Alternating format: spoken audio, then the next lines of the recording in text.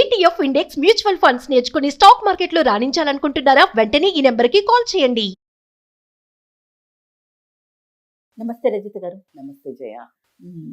శత్రువులు ప్రతి చోట ప్రతి ఒక్కరికి ఉంటారు. కొంతమంది డైరెక్ట్గా కనిపిస్తారు, కొంతమంది ఇండైరెక్ట్గా ఉంటారు. కానీ చెప్తారు చూడండి, డైరెక్ట్గా కనిపించే శత్రువుతో పోరాడొచ్చట. Absolutely true. మనకి బ్యాక్ ఎండ్ ఉండే శత్రువుని మనం ఏమీ చేయలేము కదా. 100% చాలా డేంజర్. పొడిచే వాళ్ళను గుర్తించలేకపోతాం.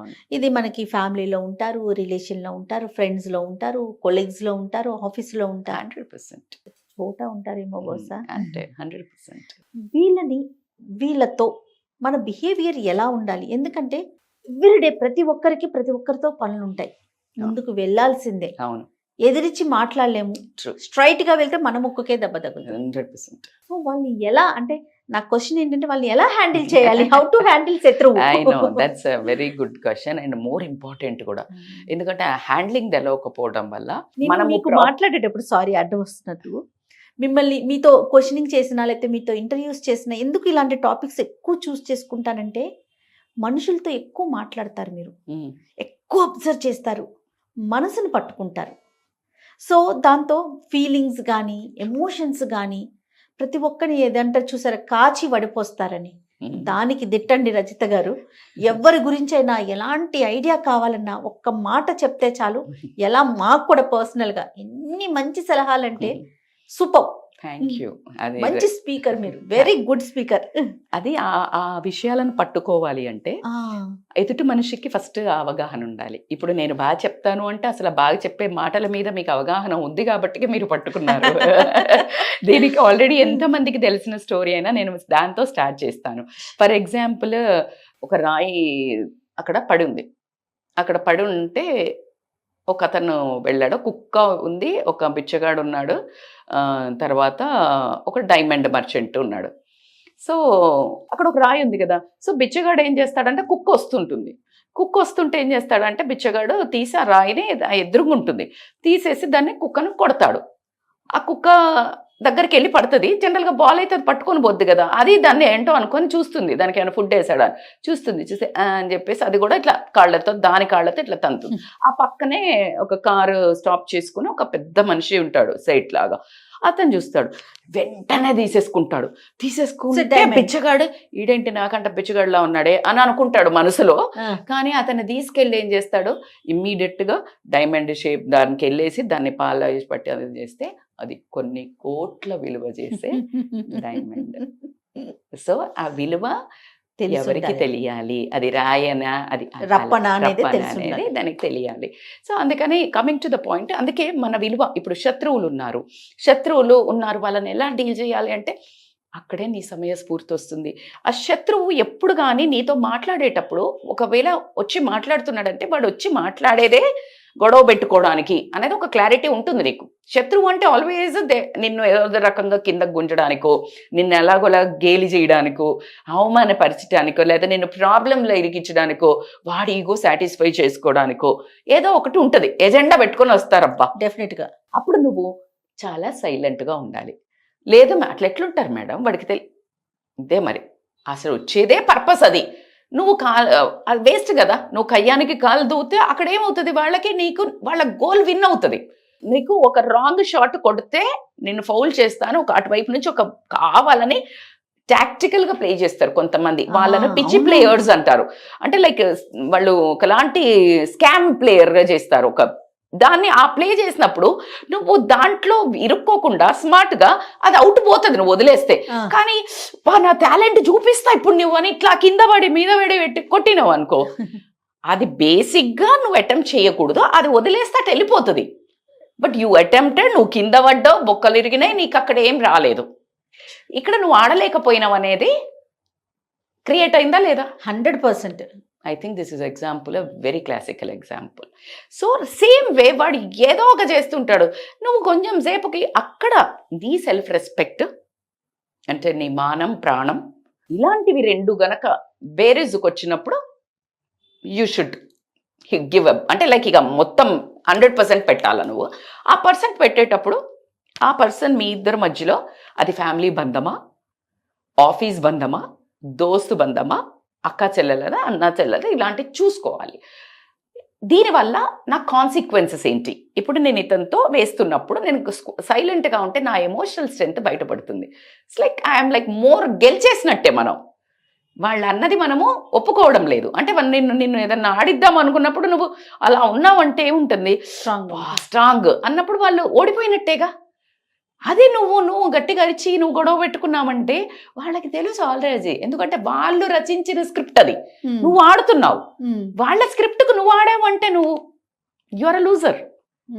నీ స్క్రిప్ట్ ఉండాలి. అంటే ఒక మాట, ఇప్పుడు వాళ్ళు మనలో ఒక మాట అంటారు, వెంటనే మనం ఒక మాట అంటే కానీ తృప్తి అనిపించదు. అది ఒక ఫీల్ ప్రాక్టీస్ చేయాలి. అది వి షుడ్ ప్రాక్టీస్.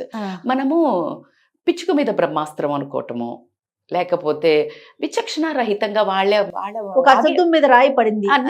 నేను చాలా సార్లు అదే చాలా చంచలత్వంతో మాట్లాడుతుంటారు. మనం రిలేషన్లా కానీ దోస్తులల్లా కానీ లేకపోతే ఎక్కడైనా కూర్చున్నప్పుడు ఏదేదో మాట్లాడుతుంటారు. నిన్ను తక్కువ చేసి మాట్లాడటము, సరదాగా మాట్లాడటము, నీకు ఎక్కడో రేషం పొడుచుకొస్తుంది. ఏంటి వీళ్ళు ఇట్లా అంటున్నాను, నేను అది కాదు కదా, నేను ఇది కదా అని. రే ఎవరికి చెప్తున్నావు? నువ్వేంటో తెలిసే నిన్ను తక్కువ చేయడానికి ఒక ప్లానింగ్ జరుగుతోంది. ఎగ్జాక్ట్లీ. నువ్వు ఎందుకు ప్రూవ్ చేస్తావు? ఎవరికి ప్రూవ్ చేయాలి? అవునా కాదా? 100%. అది నా ఉద్దేశంలో ఏంటంటే, అంటే వేస్ట్ అది మనకు. అయితే ఇందాక మీరు అన్నట్టు పిచ్చుకు మీద బ్రహ్మాస్త్రం. So I prefer silent. Emotional strength చూపించండి, వదిలేండి. రెండోది నాన్ కంట్రోలబుల్. శత్రువు ఇప్పుడు తన టాలెంట్ మన మీద చూపించడానికి వస్తున్నారు. మీరు అన్నట్టుగా సైలెంట్ గా ఊరుకుంటే వాడు ఏం చేయలేక పక్క నుంచి వెళ్ళిపోతాడు. అవును. కానీ మనం ఓకే వీళ్ళు చాలా స్ట్రాంగ్, వీళ్ళ దగ్గరికి వెళ్ళకూడదన్న థాట్ వాడికి ఎప్పుడు వస్తుంది? టైం పడుతుంది. ఒక్కొక్కడు తెలివిలేని వెధవవాడికి ఇంకా అసలు మూర్ఖుడు అంటే మూర్ఖురాలో ఎనిబడి బట్ అది ఏ పనిగా అంటే ఇప్పటికి పని చెయ్యదు. పిచ్చోడికి ఏమైనా పని చేస్తుందా? ఇప్పుడు నువ్వు ఎన్నిసార్లు అలా చెయ్యొద్దు. ఇప్పుడు కొంతమంది ఇట్లా బట్టలు చింపేసుకుంటారు, అట్లా అంతా చేస్తారు. అది రాంగ్. నువ్వు చెప్తావు, వింటాడా? 2 సార్లు చెప్తావు, 3 సార్లు చెప్తావు, మంచిగా చెప్తావు, ఎన్నిసార్లు చెప్తావు, వినడు. ఎందుకంటే ఇంక వాడికి రోగం నయం అవ్వని రోగం ఉంది. అది వాడి ప్రాబ్లం. నువ్వు ఇదే పని ఎంతమందిని మదరింగ్ చేస్తావు? ఎంతమందిని నువ్వు నేర్పించుకుంటూ పోతావు? నీ పని ఏంటి? నీ గోల్ ఏంటి? What's your goal? నీ గోల్కి అడ్డం పడుతున్నాడా? Then treat, sit and confront. అది కూర్చొని మాట్లాడండి. అరే చూడమా, ఐ థింక్ నీకు నాతో కొంచెం ఏదో ప్రాబ్లం ఉన్నట్టు అర్థమవుతుంది. బెటర్ నా వేలకు రాకు అంటే అది వదిలించుకునేది అసలు వాళ్ళు మన గోల్లా మనలో కనిపించరు అంటే రిలేషన్ కట్, డివోర్స్ అంతే. ఆ ఫ్రెండ్ వేస్ట్. ఇప్పుడు దోస్తు ఉన్నారు, నీకు పనికి రావడం కంటే ఎక్కువ నిన్ను కిందికి గుంజుతున్నారు, నిన్ను హర్ట్ చేస్తున్నారు. Immediately disconnect, immediately declutter. 3 declutter చేయాలబ్బా. ఫిజికల్గా డీక్లట్టర్, లోపల చెత్త చెదారం వేయటం బంద్ చేయాలి. మెంటల్ డీక్లట్టర్, ఇట్లాంటి టాక్సిక్ రిలేషన్షిప్స్ని కట్ డౌన్ చేయాలి. నీ సోషల్ డీక్లట్టర్, ఈమెయిల్స్, వాట్సాప్ మెసేజెస్, ఎవరెవరు నాన్ సెన్స్ ఊరికే పంపిస్తారు, దానికి నువ్వు టైం పాస్ మెసేజెస్ చేయడానికి ఎంత టైం వెయిట్ చేస్తావు? This is a very very important point you should understand.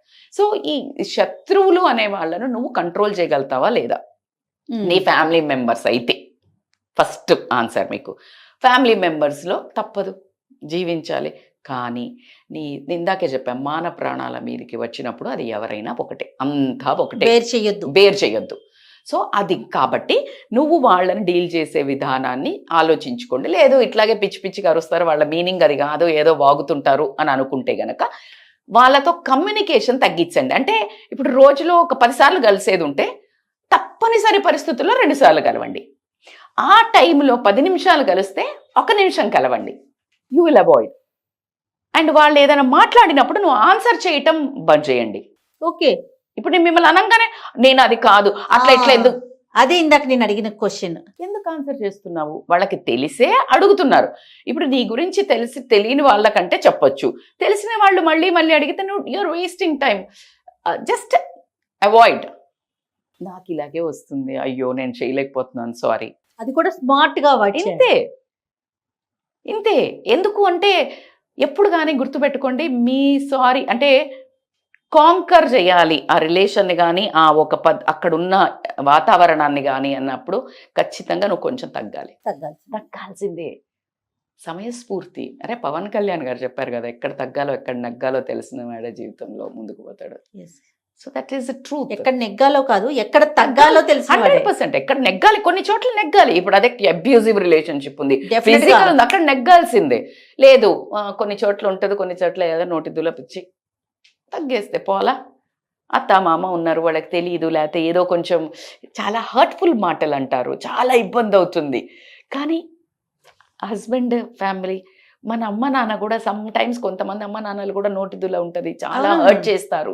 భరించావు కదా, పిల్లని కూడా తక్కువ ఉండు, ఎక్కువ చెయ్యి, తక్కువ ఉండు టైం, ఎక్కువ చెయ్యి, నువ్వు చేయగలిగినంత చెయ్యి, మంచివి చెయ్యి, రెస్పాన్సిబిలిటీ చెయ్యి, తీసుకోకు. కానీ అదర్వైజ్ వాళ్ళు ఎంత పెద్ద శత్రువులు అనిపిస్తుంది అంటే మీ జీవితంలో మీ ఆయనకి నీకు మొత్తం రిలేషనే చెడిపోయేంత వస్తుంది. నీ జీవితాన్ని కొంతమంది అత్తగారు వాళ్ళు సతాయిస్తున్నారని సూసైడ్ చేసుకున్న వాళ్ళు ఉన్నారు. అవును. సో అక్కడ దాకా వెళ్ళకండి. నీ లైఫ్లో నీకు ఊపిరి ఉన్నది, నీకు జీవితం ఇచ్చాడు దేవుడు అంటే నువ్వు ఈ భూమి మీద ఏమో చేయడానికి వచ్చావు, 100% ఫర్ షూర్. ఆ పర్పస్ కనుక్కో. అందుకే చాలా మంది చెప్తారు ఈ శత్రువులు ఏంట్రా బాబు, శత్రువులు ఎక్కర్లేరు. మీరు ఫస్ట్ డైలాగ్ కొట్టారు, ఎదుటిగా తెలిసిన శత్రువు కంటే తెలియని శత్రువు డేంజర్. శకును ఏంటి, వీళ్ళందరినీ చంపడానికి శకుని మెయిన్ అసలు మహాభారతం జరగడానికి. ఆయనకి వీళ్లతో ప్రాబ్లం, కౌరవులతో. అందుకే పాచిక ఇదంతా చేశాడు. సో ఎవరు శత్రువు, ఈయన శత్రువు. అది ముఖ్యంగా అది మీరు ఆలోచించాలి. సో నువ్వు చేసేది నీ కాన్షియస్. అరే శకుని చేసిండు, లేకపోతే నేనైతే ఆడక్కపోదును. నీ యాక్షన్స్కి నీ కాన్సిక్వెన్సెస్ ఏంటి అని నువ్వు ఆలోచించుకొని నువ్వు రెస్పాన్సిబిలిటీ తీసుకోవాలి. శత్రువు ఇట్లా చేసిండు, శత్రువులు ఉంటారమ్మా. శత్రువులు ఉన్నారు కాబట్టికనే రావణుడు ఉన్నాడు, కాబట్టికే రాముడు మహానుభావుడు అయిండు. శూర్పణఖ ఉన్నది కాబట్టికనే రాముడు ప్రేమ సీత మీద తెలిసింది. ద్రౌపదికి కృష్ణుడు అన్న అనేది తెలిసింది, భక్తి తెలిసింది. ఎలాగా ఇలాంటి దౌర్భాగ్యులు ఉండి చీర లాగడం చేయడం బట్టే కృష్ణుడు అంతలా ఇయ్యగలుగుతాడు అని తెలిసింది. ఎక్కడైనా శత్రువు ఉన్నాడు అంటే నీ స్ట్రెంగ్త్, నీ ఎమోషనల్ స్ట్రెంగ్త్, నీ హ్యాండ్లింగ్, నీకేదో తెలియాలి, నువ్వేదో చెప్పాలి. వాళ్ళకు కూడా ఎడమకాలు చప్పు దెబ్బ తీసినట్టు నీ యాక్షన్ తక్కువ ఉండడం వల్లనే తగులుతుంది. మాటతో తగిలేది చాలా తక్కువ, నీ సైలెన్స్తో తగ్గేది వాళ్ళకు విపరీతంగా మారుమోగుతుంది. అది నీకు కనిపించదు. కాబట్టి ఎనీవేస్ శత్రువులను ఎప్పుడు డీల్ చేయాలన్నా వాళ్ళు గొడవ పెట్టుకోవడానికి వచ్చినప్పుడు మనం ఆర్గ్యూ చేయకూడదు. వాళ్ళు ఇల్లాజికల్గా వాదిస్తున్నప్పుడు మనం ఆర్గ్యూ చేయకూడదు. వాళ్ళు ఏదో ఒక ఎజెండా పెట్టుకొని వచ్చారు అని మనకు అర్థమైనప్పుడు స్మార్ట్గా ఇంకేదో చేసేసి ఏదో కాఫీ తప్పని రిలేషన్స్ అయినప్పుడు ఇగ్నోర్ చేసేసి వాళ్ళని ఇంకొక ట్రాప్లోకి మంచిగా తీసుకొచ్చుకొని తప్పని వాటికి you need to really smart play. తప్పించుకునే వాటికి షూట్అవుట్, జస్ట్ షూట్అవుట్. తప్పని ఉంటాయి కదా, ఫ్యామిలీవి, చుట్టాలవి, ఫ్రెండ్స్వి, కొన్ని మరీ దిల్కే పాస్ ఉన్నాయి. సో వాళ్ళది టైం తక్కువ ఉన్నంతసేపు చేసి హ్యాపీగా ఉండాలి. ఇంటెన్స్ అవుతుంది అనగానే అవుట్ ఫ్రమ్ ద సీ.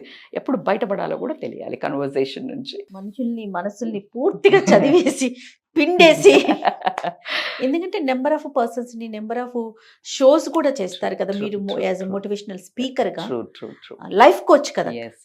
మామూలు కోచ్లకి లైఫ్ కోచ్లకి డిఫరెన్స్ ఏంటి ఈ సందర్భంగా? మామూలు కోచింగ్ అంటే దట్స్ వాట్. ఇప్పుడు అన్ని సబ్జెక్ట్స్, ఫర్ ఎగ్జాంపుల్ ఒక MBA చదివిన దానికి IAS చదివిన దానికి డిఫరెన్స్ ఏంటి? MBA నువ్వు ఓన్లీ బిజినెస్ పరంగా ఇట్లా చదువుతావు. IAS ఈజ్ ఎ జనరలైజేషన్ వస్తుంది, హిస్టరీ వస్తుంది, మనుషులది వస్తుంది, నీకు గవర్నమెంట్లో ఏం స్కీమ్లు ఉన్నాయో తెలవాలి, ఎక్కడ తక్కువ ఉన్నాయో తెలవాలి, మొత్తం టోటల్ తెలవాలి. It is life coaching. Super అక్క, సూపర్. ఎట్లా అప్పుడు మీరు కార్పొరేట్ కోచింగ్ కూడా చేస్తూ ఉంటారు కదా? తెలుసు. ఎట్లా మిమ్మల్ని అప్రోచ్ కావాలంటే? They can call on this screen మీద ఉన్న నెంబర్కి కాల్ చేస్తే మనం డీటెయిల్స్ ఇస్తాం. కమ్యూనికేషన్ స్కిల్స్ అనివ్వండి, వాళ్ళకి ఇప్పుడు ఒక వర్క్ ప్లే వాళ్ళ టైలర్ మేడ్, ఇప్పుడు వాళ్ళ ఆఫీస్లో వాళ్ళ దగ్గర ఏం లూప్ హోల్స్ ఉన్నాయి, రైట్ వాళ్ళకి అర్థమయ్యేటట్టు. ఇప్పుడు సేల్స్ వాళ్ళు ఉన్నారు, సేల్స్కి అసలు సేల్ అంటే అమ్మలేరు, మోటివేషన్ సరిపోదు, అది ఒక చిన్న ఉద్యోగం లాగా ఫీల్ అవుతారు. బట్ ఆ sale is the biggest business in the world. Okay. So దాన్ని ఎలా మోటివేట్ చేయాలి, అసలు సేల్ కున్న పవర్ ఏంటి, డిపార్ట్మెంట్ కి మోటివేషన్ ఇక్కడ నుంచి నువ్వు డైరెక్ట్ గా you can become that owner of that. ఎలాగా? సో అయితే ఒక పని చేస్తానక్క, ఎందుకంటే ఇందులో కాదు, సపరేట్ గా మీరు అక్కడ టీమ్ కి అందరికి ఎట్లా చెప్తున్నారు కార్పొరేట్ ట్రైనింగ్, మా కోసం, మా ఆడియన్స్ కోసం ఒక్కొక్క సబ్జెక్టు తీసుకొని ప్లీజ్ రివీల్ చేయాలి మీరు. తప్పకుండా. నమస్తే.